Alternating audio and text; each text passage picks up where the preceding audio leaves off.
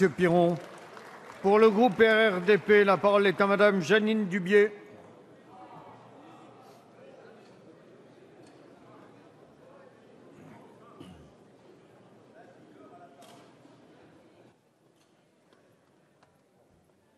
Bonjour, Monsieur le Président.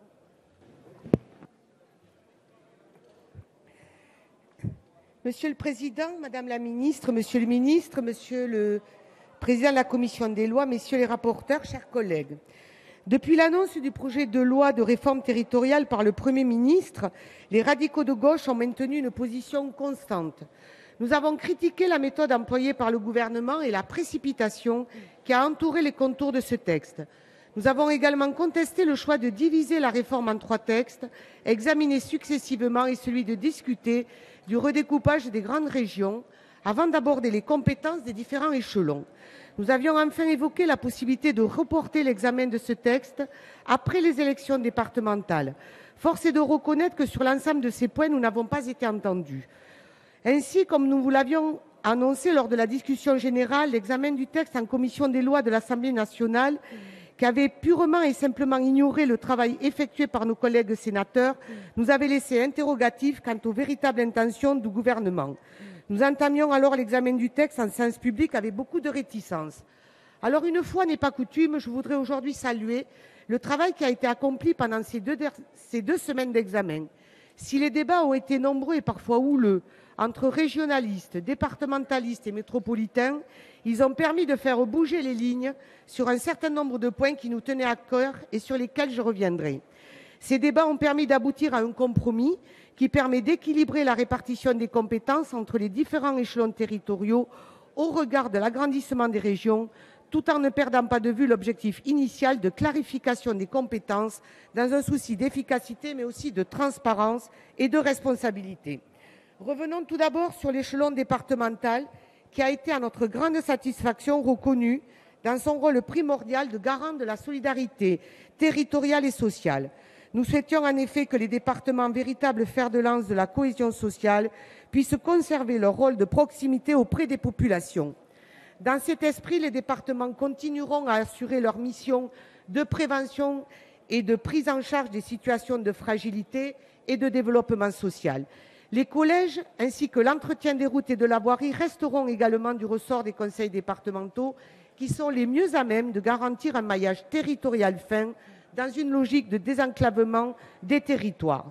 Un bémol est toutefois apporté quant au transfert de la compétence des transports scolaires qui aurait pu légitimement rester dans le giron des départements en conformité avec la compétence départementale en matière de collège. En ce qui concerne les territoires ruraux,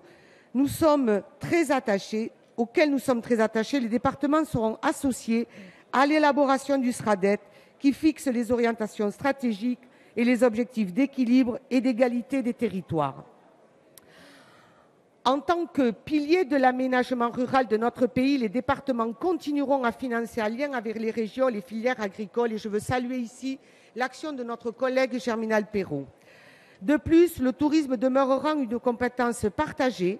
Ainsi, les régions et les départements et les collectivités territoriales à statut particulier élaboreront et adopteront conjointement un schéma de développement touristique. Enfin, si à juste titre les régions seront les chefs de file en matière de développement économique, nous saluons l'adoption d'un amendement qui permettra la poursuite des actions de développement économique à l'exception des aides aux entreprises mises en œuvre par les conseils départementaux jusqu'au 31 décembre 2016. Les conseils départementaux pourront par ailleurs continuer à aider les communes et les intercommunalités pour le financement de leurs projets et continueront ainsi à soutenir l'activité des secteurs de l'artisanat et du bâtiment et des travaux publics.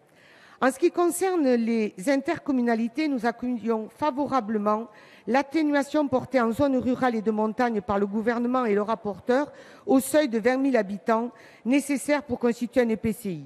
Désormais, ce seuil, eu égard à la densité de population, pourra être adapté sans être toutefois inférieur à 5 000 habitants dans les zones de montagne, dans les zones de faible densité, pour les intercommunalités de plus de 15 000 habitants ou si l'intercommunalité regroupe 50 communes et plus. Nous déplorons néanmoins que le Haut Conseil des territoires, tant décrié par nos amis sénateurs, ait été réintroduit par l'Assemblée nationale. Pour finir, je voudrais revenir sur la création d'une collectivité territoriale unique en Corse au 1er janvier 2018. C'est le fruit d'un travail approfondi des élus de l'Assemblée de Corse, à l'initiative de son président, notre collègue Paul Giacobi. Nous nous en félicitons. Je tiens également à citer l'adoption d'un amendement qui introduit la possibilité pour la collectivité territoriale de Corse d'instituer une redevance pour le mouillage des bateaux dans la réserve naturelle de Bonifacio. Pour finir, vous le voyez, Madame la Ministre, les radicaux de gauche ne sont pas des opposants systématiques à la réforme quand celle-ci est discutée et améliorée. Pour autant, si ces nombreuses avancées ont permis de rassurer nos concitoyens quant à l'avenir de leur territoire, nous restons des élus vigilants. Nous serons particulièrement attentifs à ce que ces avancées ne soient pas les prochaines victimes de la navette législative au lendemain des élections départementales. Aussi, vous l'aurez compris, et pour toutes les raisons que je viens d'énoncer, les radicaux de gauche et apparentés voteront pour ce texte. Je vous remercie. Merci.